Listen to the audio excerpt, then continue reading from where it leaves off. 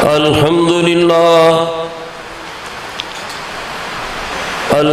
لله وكفى وسلام على عباده الذين اصطفى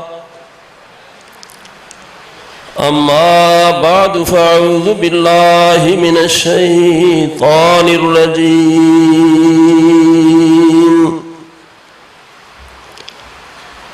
بسم الله الرحمن الرحيم وَإِن مِّنْ أَهْلِ الْكِتَابِ إِلَّا لِيُؤْمِنَنَّ بِهِ قَبْلَ مَوْتِهِ وَيَوْمَ الْقِيَامَةِ يَكُونُ عَلَيْهِمْ شَهِيدًا۔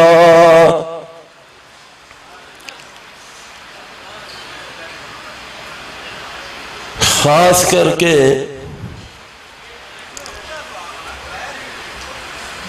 طلباء کرام سے میری گزارش ہے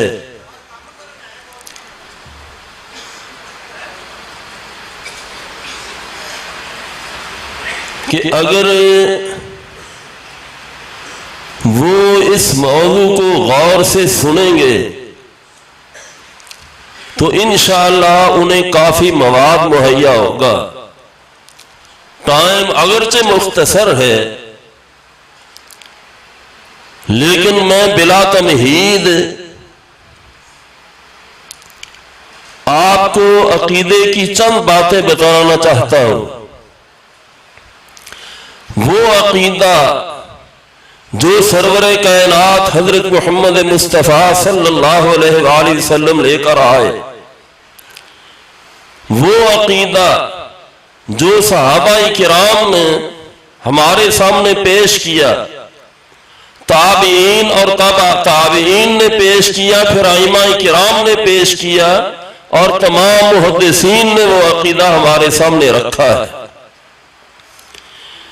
یہ عقیدہ جو ہے، عقیدہ سب سے اہم چیز ہے۔ اگر عقیدہ درست نہ ہو تو اللہ تعالیٰ کوئی انسان کی عبادت قبول نہیں کرتے۔ عقیدہ درست ہو تو پھر چھوٹی سی عبادت جو ہے وہ بھی شرف قبولیت پا کر انسان کی نجات کا سبب بن جاتی ہے۔ وہ عقیدہ جس پر میں آج بات کرنا چاہتا ہوں وہ کیا ہے؟ وہ حیات مسیح کا عقیدہ ہے کہ عیسیٰ علیہ السلام جو ہیں وہ زندہ ہیں آسمانوں پر، جب اللہ چاہیں گے وہ زمین پر تشریف لائیں گے اور پھر مسلمان ان کا جنازہ پڑھیں گے۔ تو اب یہ ایک ایسی چیز ہے، قادیانی جو ہیں وہ جب بھی ہم پر حملہ آور ہوتے ہیں وہ اسی مسئلے کو چھیڑ کر ہمارے عقائد کو خراب کرتے ہیں، اور ہماری طرف سے ایسی چیزوں کو چھوڑ دیا گیا ہے۔ جس طرح ہم توحید بیان کرتے ہیں ہمیں عقیدہ حیات مسیح بھی بیان کرنا چاہیے، اور یہ ایک مسلمان کا عقیدہ ہونا چاہیے کہ عیسیٰ علیہ السلام زندہ ہیں، آسمانوں پر موجود ہیں، اور جب اللہ چاہیں گے عیسیٰ علیہ السلام دنیا پر تشریف لائیں گے۔ اس میں انسانی عقل کا کوئی عمل دخل نہیں، یہ سارے کا سارا معاملہ جو ہے وہ اللہ تعالیٰ کی قدرت کے ساتھ تعلق رکھتا ہے۔ اور یہ بھی ہمارا عقیدہ ہونا چاہیے، عقل جو ہے وہ دین کے تابع ہے، وہ نبوت کے تابع ہے، اور دین عقل کے تابع نہیں۔ جب انسان دین کو عقل کے تابع کرتا ہے تو اس وقت انسان گمراہ ہو جاتا ہے، صراط مستقیم سے بھٹک جاتا ہے، دور چلا جاتا ہے۔ اور گمراہی کی وادیوں میں وہ ایسا غرق ہوتا ہے کہ پھر کوئی چیز اسے تباہ ہونے سے نہیں بچا سکتی۔ اب عیسیٰ علیہ السلام کا عقیدہ جو ہے یہ شریعت نے قیامت کے ساتھ منسلک کیا ہے۔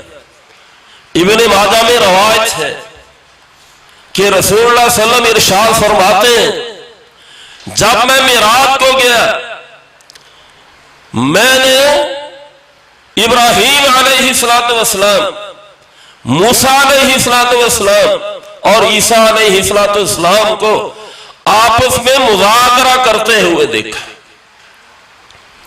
وہ قیامت کے متعلق ایک دوسرے سے پوچھ رہے تھے قیامت کب آئے گی۔ ابراہیم علیہ السلام نے کہا کہ قیامت کا سوائے اللہ کے کسی کو علم نہیں۔ موسیٰ علیہ السلام کے سے سوال ہوا، انہوں نے بھی یہی جواب دیا کہ اللہ کے سوا کسی کو علم نہیں۔ عیسیٰ علیہ السلام سے سوال ہوتا ہے تو عیسیٰ علیہ السلام جواب دیتے ہیں کہ قیامت کب آئے گی اس کا معین وقت تو اللہ کے پاس ہے، اللہ کو علم ہے، اللہ کے علاوہ کوئی نہیں جانتا، لیکن اللہ تعالیٰ نے مجھے اتنا بتلایا ہے کہ اے عیسیٰ تو دنیا پر جائے گا، تیرے جانے کے بعد قیامت جلدی آ جائے گی۔ یہ نہیں وہ بتلاتے ہیں پہلے میرا نزول ہوگا، میں جاؤں گا زمین پر، پھر قیامت آئے گی۔ اب شریعت مطہرہ نے، رسول اللہ صلی اللہ علیہ وسلم نے، اللہ تعالیٰ نے قیامت کو وابستہ کر دیا کس کے ساتھ؟ عیسیٰ علیہ السلام کی آمد کے ساتھ۔ اب معلوم ہوا، ثابت ہوا کہ اگر عیسیٰ علیہ السلام آئیں گے تو پھر قیامت آئے گی، اگر عیسیٰ علیہ السلام نہیں آتے تو قیامت بھی نہیں آئے گی۔ اب حقیقت میں عیسیٰ علیہ السلام کے دنیا پر دوبارہ آنے کا انکار حقیقت میں قیامت کا انکار ہے۔ جو آدمی یہ عقیدہ رکھتا ہے کہ قیامت آئے گی، اس کا معنی یہ ہے کہ اسے سب سے پہلے یہ عقیدہ رکھنا ہوگا کہ عیسیٰ علیہ السلام آئیں گے۔ کب آئیں گے؟ جب اللہ چاہیں گے۔ اور حضرت ابو ہریرہ رضی اللہ تعالیٰ عنہ ارشاد فرماتے ہیں، صحیحین کی روایت ہے کہ رسول اللہ صلی اللہ علیہ وسلم نے مجھے یہ بات کہی تھی کہ اے ابو ہریرہ، اگر تجھ سے کوئی پوچھے کہ عیسیٰ علیہ السلام دوبارہ دنیا پر آئیں گے یا نہیں آئیں گے تو اے ابو ہریرہ اسے قرآن مجید کی یہ آیت مبارکہ پڑھ کے بتلا دینا۔ وہ آیت مبارکہ کون سی ہے؟ فرمایا کہ اے ابو ہریرہ اسے یہ آیت مبارکہ سنانا کہ وَإِن مِّنْ أَهْلِ الْكِتَابِ إِلَّا لِيُؤْمِنَنَّ بِهِ قَبْلَ مَوْتِهِ، کہ اہل کتاب میں سے جو ابھی دنیا میں موجود ہے وہ عیسیٰ علیہ السلام کی موت سے پہلے ایمان لے آئیں گے۔ اہل کتاب کا، یہود و نصارہ کا دنیا پر موجود ہونا اس بات کی بھی دلیل ہے کہ عیسیٰ علیہ السلام پر موت نہیں آئی۔ عیسیٰ علیہ السلام زندہ ہے، کہاں ہے؟ آسمان پر ہے۔ کب آئیں گے؟ جب اللہ چاہیں گے۔ فرمایا وَإِن مِّنْ أَهْلِ الْكِتَابِ إِلَّا لِيُؤْمِنَنَّ بِهِ قَبْلَ مَوْتِهِ، عیسیٰ علیہ السلام کی موت سے پہلے یہ سارے ایمان لے آئیں گے۔ اس کا معنی یہ ہے کہ ان کا وجود ختم ہو جائے گا، اس وقت اسلام غالب ہوگا۔ یہود و نصارہ باقی ہیں، اہل کتاب باقی ہے۔ پھر آپ نے فرمایا اے میرے پیارے صحابہ، عیسیٰ علیہ السلام جب آئیں گے وَيَكْسِرُ الصَّلِيبَ، یہ صلیب کو توڑیں گے۔ عیسیٰ علیہ السلام کے ہاتھوں صلیب کا ٹوٹنا اس بات کی دلیل ہوگا کہ صلیب کا وجود دنیا سے ختم ہو جائے گا، صلیب کا خاتمہ ہو جائے گا۔ ابھی صلیب کا نشان باقی ہے، ابھی صلیب موجود ہے، گلوں میں لٹکائی جاتی ہے، گرجا گھروں میں صلیب موجود ہے، اسے مذہبی شعار سمجھا جاتا ہے۔ اور رسول اللہ صلی اللہ علیہ وسلم نے ارشاد فرمایا ہے یکسر الصلیب، عیسیٰ آ کر کے کیا کریں گے؟ صلیب کو توڑیں گے۔ جب صلیب عیسیٰ علیہ السلام کے ہاتھوں ٹوٹے گی تو صلیب کا نام و نشان ختم ہو جائے گا۔ اور دوسری علامت آپ نے یہ بتلائی وَيَقْتُلُ الْخِنْزِيرَ، عیسیٰ علیہ السلام اپنے ہاتھ سے خنزیر کو قتل کریں گے۔ خنزیر کا عیسیٰ علیہ السلام کے ہاتھوں سے قتل ہونا اس بات کی دلیل ہوگی کہ جس دن خنزیر عیسیٰ علیہ السلام کے ہاتھوں قتل ہوگا اس کی نسل دنیا میں باقی نہیں رہے گی۔ خنزیر کا باقی رہنا یہ بھی اس بات کی دلیل ہے کہ عیسیٰ علیہ السلام ابھی دنیا میں نہیں آئے، وہ آئیں گے۔ اور آپ نے فرمایا پھر عیسیٰ علیہ السلام جب آئیں گے آسمان سے، وہ کیسے آئیں گے؟ فرمایا زرد رنگ کی 2 چادریں پہنے ہوئے آئیں گے۔ یہ عیسیٰ علیہ السلام کے امتیازات ہیں۔ زرد رنگ پہننا مرد کے لیے منع ہے، رسول اللہ نے منع فرمایا ہے، مرد زرد رنگ نہیں پہن سکتا، عورت کے لیے زرد رنگ پہننا جائز ہے۔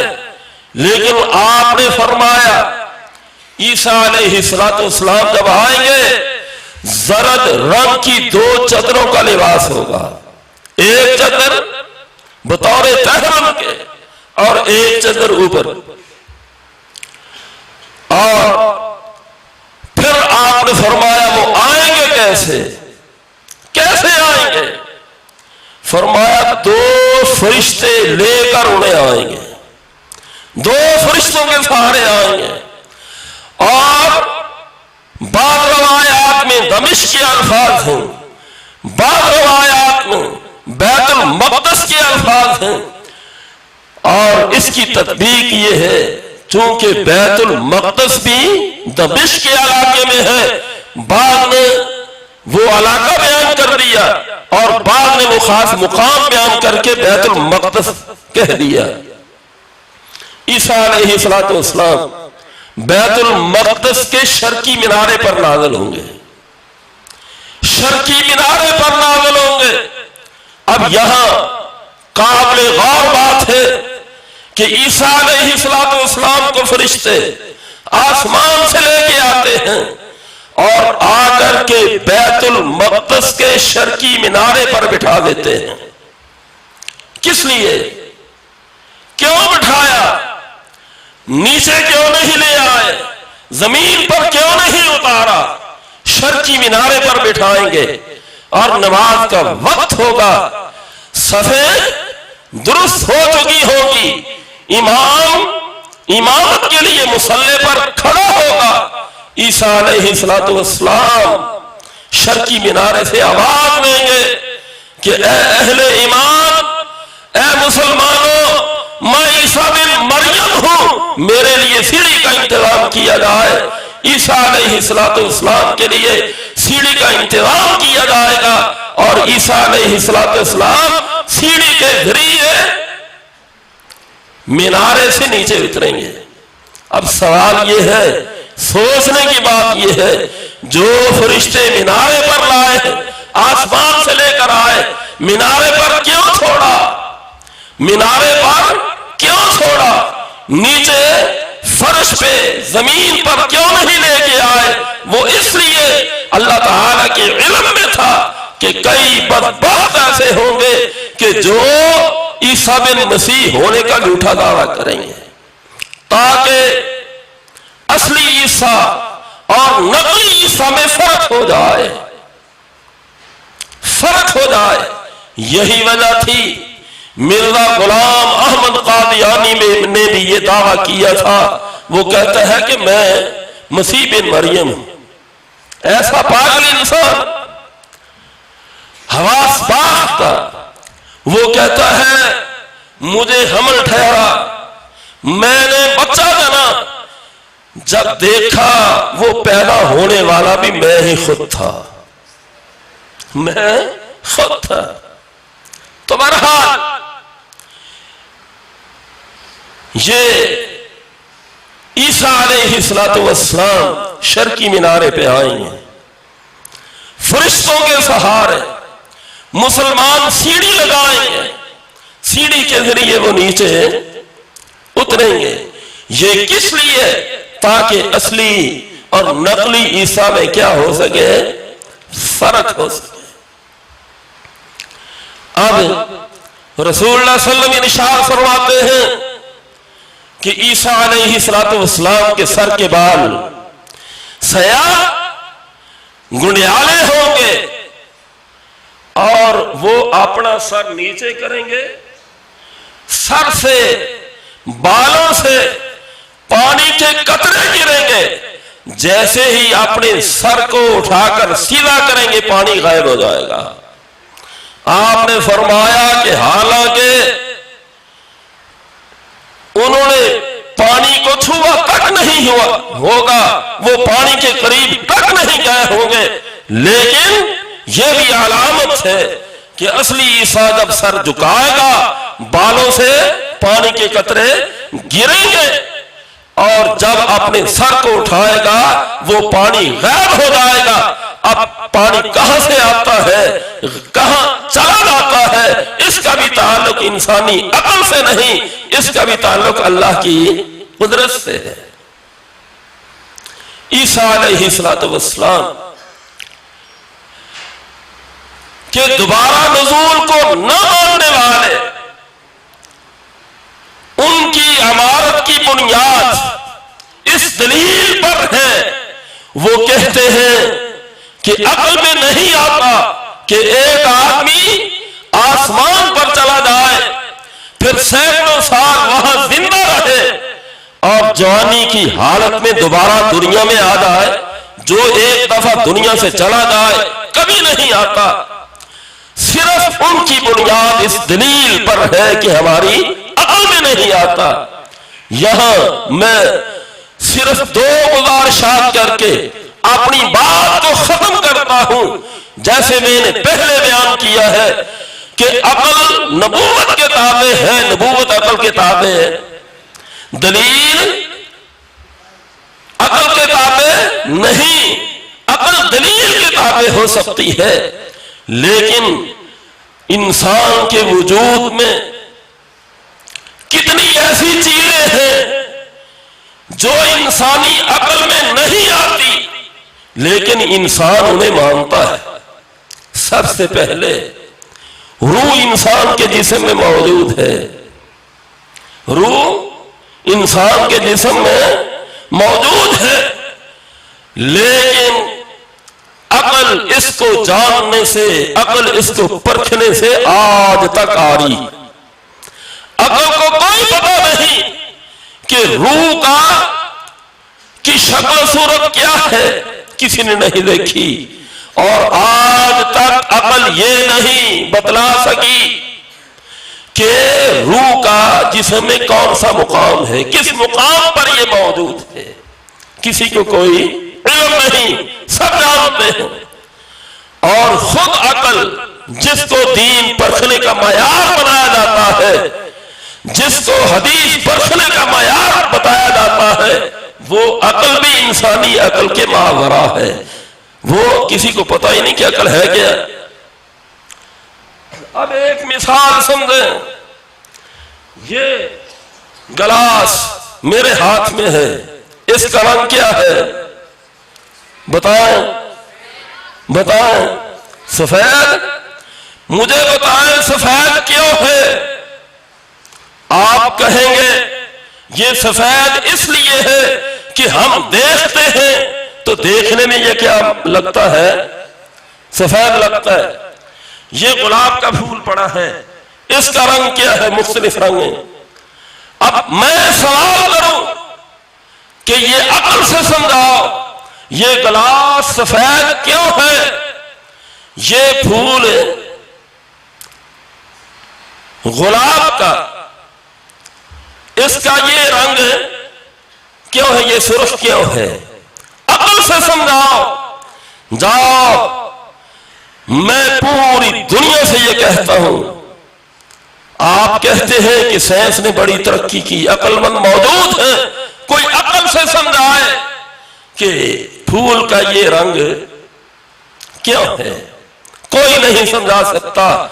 آپ یہ کہیں گے کہ ہم دیکھتے ہیں یہ پھول سفید ہے، نہ پھول سرخ ہے، دودھ کا رنگ سفید ہے، گلاس سفید ہے۔ آپ کہیں گے کہ جب ہم دیکھتے ہیں تو یہ چیز ہمیں معلوم ہوتی ہے۔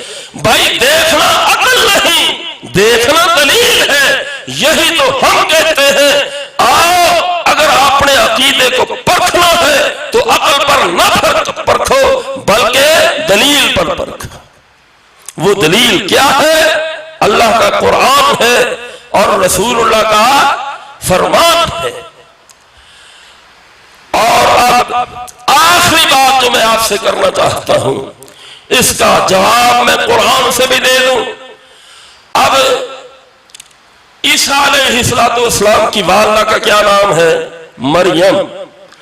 قرآن مجید اٹھا لیں، مریم علیہ السلام کی پیدائش سے لے کے جوانی تک ان کے سارے حالات دیکھ لیں، سارے حالات خلاف عقل ہیں، خلاف عقل ہیں۔ میں اشارہ کر دیتا ہوں، اللہ فرماتے ہیں اذ قالت امرأة عمران ربی انی نذرت لک ما فی بطنی محررا فتقبل منی انک انت السمیع العلیم۔ مریم سے پہلے یہ رواج نہیں تھا کہ پیٹ میں بچہ ہو اور اللہ کے نام پر اس کی نظر مان لی جائے۔ مریم پیٹ میں تھی، خلاف عقل، خلاف رواج، خلاف قانون ان کی ماں نے ان کی نظر مانی۔ اب مریم دنیا پر آتی ہے، ماں پریشان ہوتی ہے تو اللہ تعالیٰ فرماتے ہیں انی اعیذھا بک وذریتھا من الشیطان الرجیم۔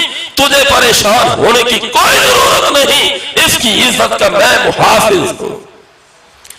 مریم کی پرورش کا معاملہ آتا ہے، قرآن بازی ہوتی ہے، یلقون اقلامہم ایہم یکفل مریم۔ فرمایا تم قرے کے لیے کلمے ڈالو، جس کی قلم چڑھتے پانی کی طرف جائے وہ مریم کا کفیل ہوگا۔ قلم کا چڑھتے پانی کی طرف جانا بھی خلاف عقل ہے۔ اب مریم کے پاس بے موسم پھلوں کا آنا خلاف عقل ہے۔ اس بچی کی بات سن کر زکریا علیہ السلام کا مایوسی کی حالت میں بیٹا طلب کرنا بھی خلاف عقل ہے۔ اور مریم کا غسل کے لیے الگ ہونا، وہاں جبریل فرشتے کا آ جانا، اس کے ساتھ ہم کلام ہونا، یہ بھی خلاف عقل ہے۔ مریم کا بغیر خاوند کے حاملہ ہونا، یہ بھی خلاف عقل ہے۔ مریم کا بغیر شادی کے بچہ جننا خلاف عقل ہے۔ مریم کے پاؤں سے ٹھنڈے پانی کے چشمے کا جاری ہونا، یہ بھی خلاف عقل ہے۔ اور تنے کھجور کے خشک تنے سے تر کھجوروں کا گرنا خلاف عقل ہے، اور مریم کا پریشان ہونا اور مریم کو پھر قوم کی طرف بھیجنا، قوم کا مریم سے سوال کرنا کہ یہ بیٹا کہاں سے لے کر آئی ہو، مریم کا بیٹے کی طرف اشارہ کرنا، اس وقت گودی میں بیٹے کا بولنا بھی خلاف عقل ہے، اور بچپنے میں ماں کی گودی میں اپنی نبوت کا اعلان کرنا، کتاب کے ملنے کا اعلان کرنا خلاف عقل ہے۔ اگر یہ ساری چیزیں، ماں کے حالات دیکھ لو، بیٹے کے حالات دیکھ لو، یہ سارے کے سارے ماں بیٹے کے احوال خلاف عقل ہے، تو عیسیٰ علیہ السلام کا آسمان پر جانا، پھر آسمان سے نازل ہونا، یہ خلاف عقل کیوں نہیں ہو سکتا؟ یہ کون سی ڈیل مانے ہیں؟ تو اس لیے میرے بھائیوں، یہ ہمارا عقیدہ ہونا چاہیے کہ عیسیٰ علیہ السلام آئیں گے۔ کب آئیں گے؟ جب اللہ چاہیں گے۔ حقیقت میں عیسیٰ علیہ السلام کی دوبارہ آمد کا، نزول کا انکار عقیدہ قیامت کا انکار ہے، اور عیسیٰ علیہ السلام کے نازل ہونے کے عقیدے کا اقرار کرنا، اس عقیدے کو ماننا، اس عقیدے کی ترویج کرنا، قیامت کو ماننا ہے اور یوم آخرت پر ایمان لانا ہے۔ میں دعا کرتا ہوں کہ اللہ تعالی ہمیں اس عقیدے پر پختہ رہنے کی، قائم رہنے کی توفیق عطا فرمائے، اور میں اس دعا کے ساتھ اپنے بیان کو ختم کرتا ہوں کہ اللہ تعالی اپنی رحمت سے، اپنے فضل سے اس جامعہ کو مزید ترقی عطا فرمائے۔ یا اللہ، اس جامعہ کی بنیادوں میں مولانا محمد یوسف رحمہ اللہ کے ساتھ ہمارے بزرگوں کا خون شامل ہے، یہ ان کے لیے صدقہ جاریہ ہے جب تک یہ دنیا قائم ہے۔